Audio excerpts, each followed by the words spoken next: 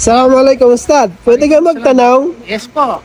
Ustad, mayroong isang kapatid nagtatanong ano daw kung hatol dun sa kapag nakikipagtalik sa asawa ay iba ang naiisip na babae. Paano ho yun? Naku, subhanallah, grabe yan. Ha? Isang madugong tanong yan, no?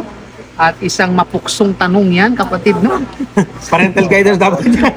Unang-una, pasalamat siya kung hindi alam niya ang asawa niya kung ano sa isip niya. Di ba?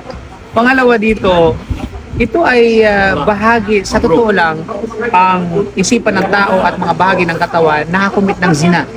Yan ay batay sa hadith ni Prophet sallallahu alaihi wasallam, wal ainu tazni wal yad, no? Tazni ibig sabihin, wal udunan tazni ibig sabihin yung mata ay nangangalunya, yung pandinig ay nangangalunya, yung kamay ay nangangalunya, mga kapatid. So, even yung ating isip ay nangangalunya. So, yung kaisipan natin ay nangangalunya kapag nag-i-imagine siya ng mga bagay na kung saan ay, especially sa pagkikipagtalik, na hindi naman niya kaano-ano.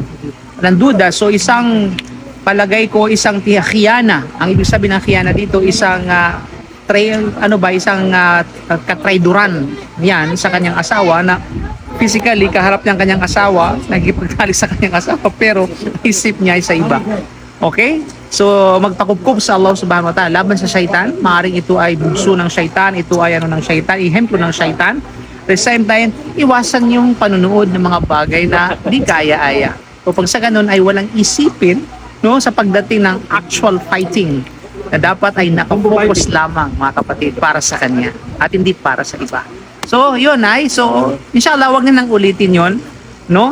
At humingi siya ng gabay at patnubay sa Allah subhanahu wa ta'ala. Sa Allah ka, Ustad.